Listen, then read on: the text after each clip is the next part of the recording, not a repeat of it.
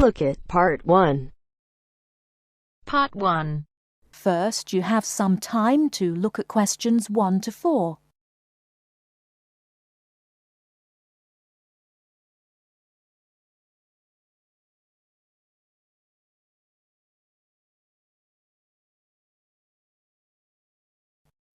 Listen carefully and answer questions 1 to 4. Hello, I am a new student here. Hello, what can I do for you? Can you tell me what the student union does? Well, we're part of the National Union of Students, who represent students' interests across the country. We provide services for all students at this college. What kind of services? There are advisors and welfare staff, entertainments, sports clubs, union societies, meetings, campaigns, and special interest groups. We offer everything from ballroom dancing to karate, jazz, and political debates. Sounds great. How can you help overseas students? As I've said, we have welfare officers who are used to the sort of problems overseas students may have. They know where to get advice on a particular situation, or basically give whatever help is asked for. I am from the Philippines, and I hope I can meet other Filipino students who are here. I play chess and many sports, especially badminton, basketball, and wrestling. Please, can you tell me how to find out about these things? There is a Filipino society at the college. Regular meetings take place and lots of social activities are organised, such as meals, plays, and dances. The society is made up of Filipino students and other students who have an interest in the Philippines. And what about the sports? Does the union offer the ones I'm interested in? Yes, we do. There are basketball and wrestling teams. If you want to play in one of the college teams, you have to go along to training sessions and compete for a place. For badminton, you can either go to the badminton club or book a court to play with friends. Is there also a chess club or team? No, I'm afraid not. It may be best for you to put a notice on our notice board to find other players. Will that cost me anything? No, it's a free service available to all students, but you have to give your notice to a union officer first, so that it's fair for everyone who wants to use the notice board. I only have a room for 1 month at the moment.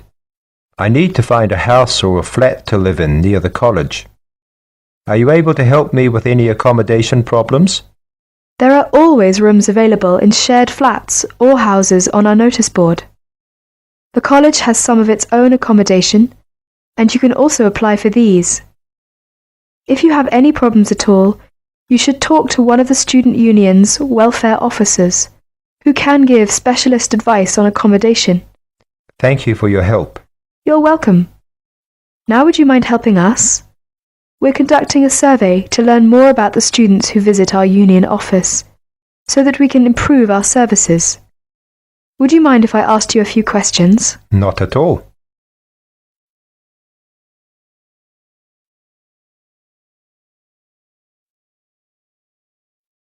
Now look at questions 5 to 10.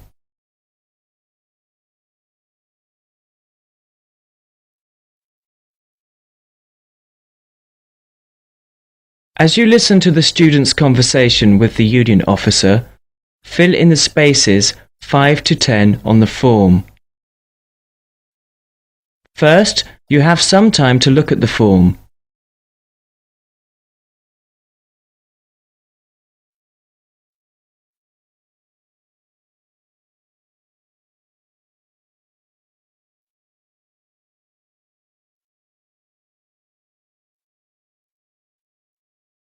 Now listen carefully and fill in gaps 5 to 10.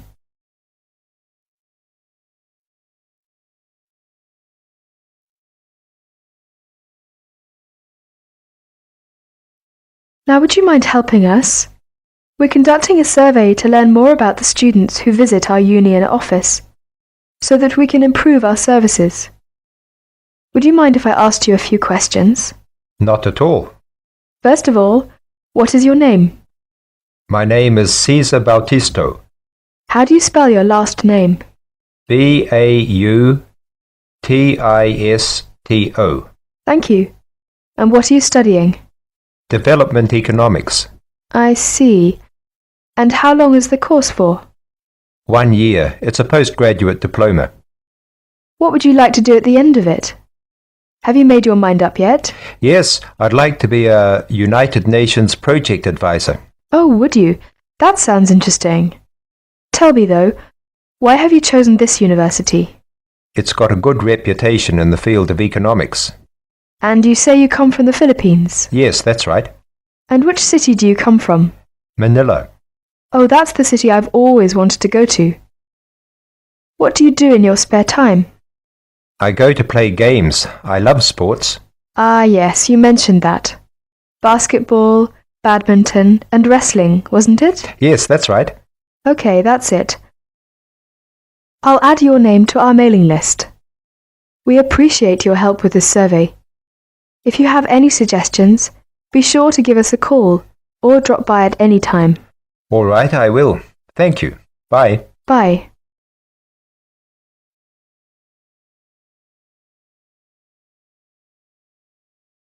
That is the end of part 1. You now have half a minute to check your answers.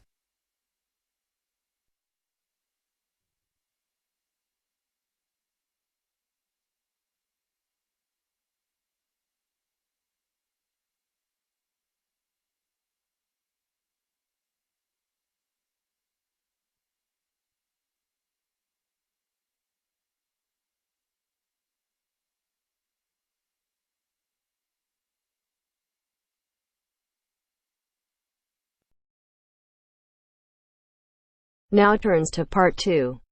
Part 2.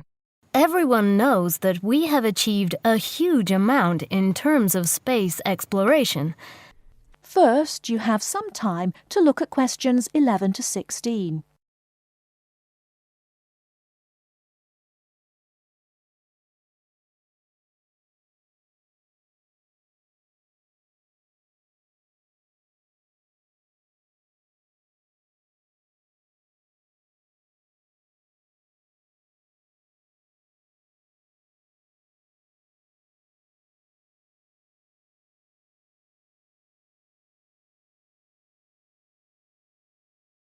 Now, listen carefully and answer questions 11 to 16.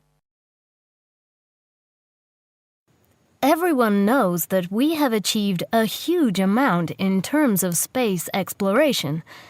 The space race between ourselves and Russia went on for nearly 20 years, but we were the first to land a man on the moon.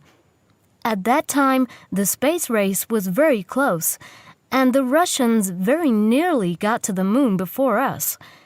For me, the most exciting invention, and the invention that really showed we were ahead in the space race, was the reusable space shuttle. It was first successful in 1981 and has since been used on many missions. The reusable shuttle can carry astronauts on space missions and can serve as a laboratory in which to conduct experiments. It can be used to transport equipment to space stations or to collect or repair satellites. The shuttle carries between 5 and 7 crew members. When a mission is complete, the shuttle fires thrusters, which propel it back into the Earth's atmosphere. It then glides down to make its landing. Before you hear the rest of the talk, you have some time to look at questions 17 to 20.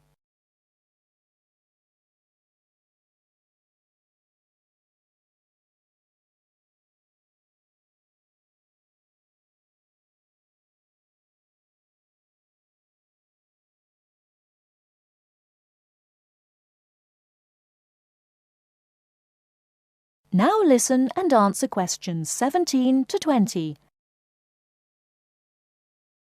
Although the remains of very early ovens have been found in many parts of the world, it was here that they were first used frequently in people's homes. In ancient Greece and in other parts of Europe and Turkey, people used ovens to bake bread. But it seems there was only one large oven that everyone shared. Here the remains of villages from 5,000 years ago show that each mud brick house was constructed with an oven, and that baking bread and perhaps cooking meat was very common. The ovens were made of clay and shaped like a beehive. Inside they had shelves, so that a number of loaves could be cooked together, and an opening at the bottom from which ash could be removed. That is the end of part 2. You now have half a minute to check your answers.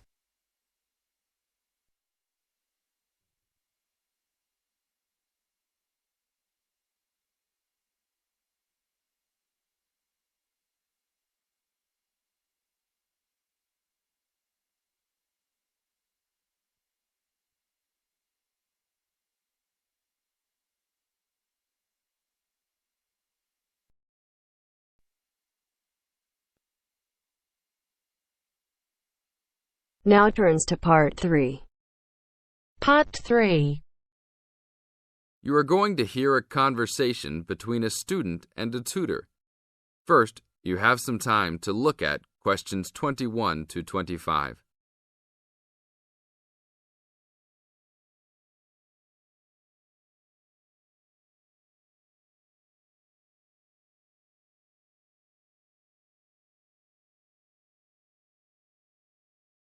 Now listen to the tape and answer questions 21 to 25. Hi, Brad. I was wondering if you have time to answer some of my questions about my upcoming test. Sure, no problem, Jeff. What is it that you're having problems on? Well, it's for my English final. We have to prepare a 5-minute speech to present in front of the whole class, including the professor. So I'm a little bit worried. Is there any specific topic, or can you do it on whatever you want? It has to have something to do with the origins of English literature. I'm thinking of doing it on Shakespeare, but I bet many other students will have the same idea. That's fine. Don't worry if others are doing the same thing. As long as you do a good job, that's all that counts. A good professor will grade all students fairly. You really think so? I suppose Shakespeare is the most famous author, so it should be fine. Besides, Shakespeare has so many works. You only have to choose a couple of them and talk about those. I guess you're right. Do you have any advice about how to prepare a speech? First, you need to select your topic. Have you done this yet? Yes, I have lots of information on Shakespeare. Good.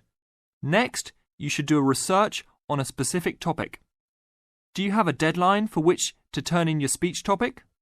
The deadline is next Tuesday. So you should have a detailed outline of what you will say by then. Do not just turn in a piece of paper saying Shakespeare on it. That will not give your professor any idea as to what you will be talking about. OK. So you think I should write out an outline of my speech? Of course! Writing your speech out in outline form is essential. No one could give a speech from scratch. Even the president must refer to his outline when giving a speech. An outline will give you a good structure to base your speech on. Now look at questions 26 to 30.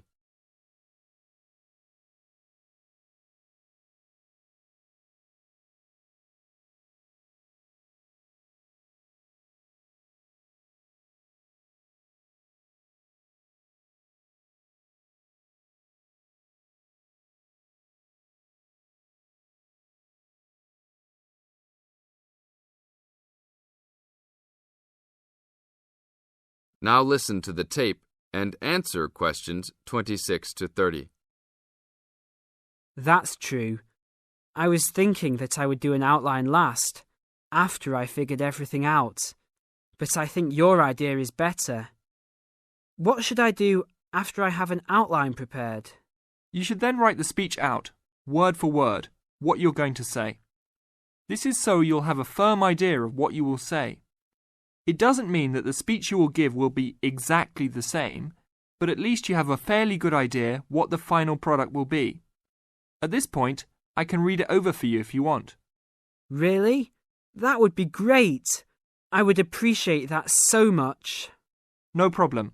Once you write it out, the next step is to practice giving the speech. At first, you can do it in front of the mirror, so you can see your expressions in your presentation. After that, you should practice giving your speech to some friends. I can listen to it for you too. That's a great idea. I really owe you a big favour then. Sure, you can do my Latin homework for me. Just kidding. Seriously, don't worry about it.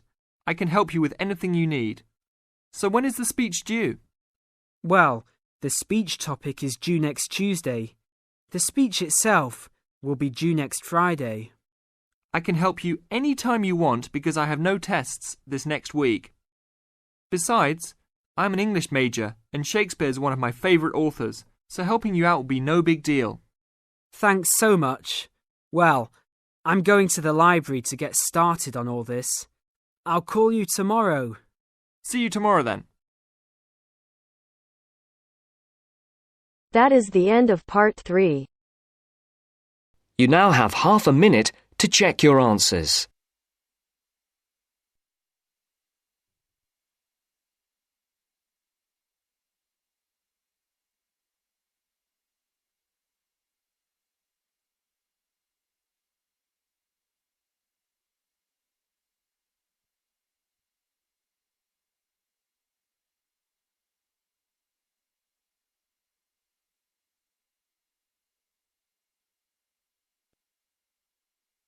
Now turns to part 4.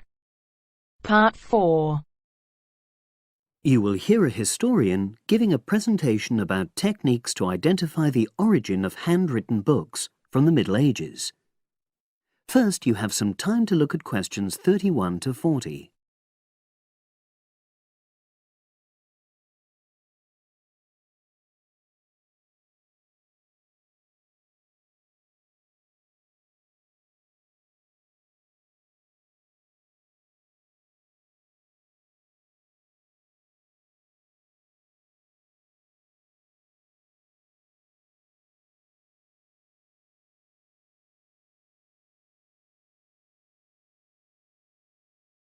Now listen and answer questions 31 to 40. My presentation today is on how the science of genetics is being used to shed light on the origin of manuscripts, anything written by hand, produced in the medieval period, that is, the period between the 5th and 15th centuries AD. As many of you know, thousands of medieval handwritten books still exist today. Some of them have a clear provenance, that is, we know exactly where and when they were written. But the origin of many manuscripts has been a complete mystery, that is, until 2009, when geneticists started using DNA testing to shed light on their origins. But before looking at the new research, I need to explain something about the way the manuscripts were produced, particularly what they were written on. Virtually all were written on treated animal skins, and there were essentially 2 types. The first was parchment, which is made of sheepskin. It has the quality of being very white, but also being thin. It has a naturally greasy surface, which meant it was hard to erase writing from it. This made it much sought after for court documents in medieval times. The second type is vellum, which is calfskin. This was most often used for any very high-status documents because it provided the best writing surface, so scribes could achieve lettering of high quality. So, once the animal hides had been chosen, they had to be prepared. Where the right materials were on hand, the skins were put into large barrels or vats of lime, where they were agitated or stirred frequently. But if lime wasn't available, then the hides were buried. Both these techniques were designed to cause the hair to slough off and the skins to become gelatinous and therefore more flexible. The next stage was to put the hides on stretcher frames and pull them very tight. While on the frame, they were scraped with a moon-shaped knife in order to create a uniform thickness. For parchment, that was the end of the process. But for vellum, there was an additional stage, where it was bleached in order to achieve the desired color.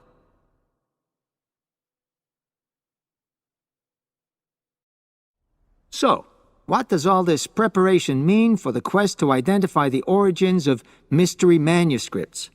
Well, until recently, the only way historians and other academics were able to guess at origins was either through the analysis of the handwriting style or from the dialect in which the piece was written. But these techniques have proven unreliable for a number of reasons. It was thus decided to try to look at the problem from a different angle, to start from what is known, that is, the small number of manuscripts whose origins we do already know. Because these parchments and vellum are both made from animal hides, it was possible to subject them to DNA testing and to identify the genetic markers for the date and location of production. From this was created what is known as a baseline. The next stage was to test the mystery manuscripts, finding their DNA characteristics, and then making comparisons between the known and the mystery scripts. Genetic similarities and differences enabled the scientists to gain more information about the origins of the many manuscripts we had known virtually nothing about up to that point. Now you might ask, what are the potential uses of this new information? Well, obviously, it can shed light on the origin of individual books and manuscripts. But that's not all. It can also shed light on the evolution of the whole of the manuscript production industry in medieval times. And because that was such a thriving business, involving very large-scale movements right across the globe, the new data in turn help historians establish which trade routes were in operation during the whole millennium. Now, if anyone has any questions...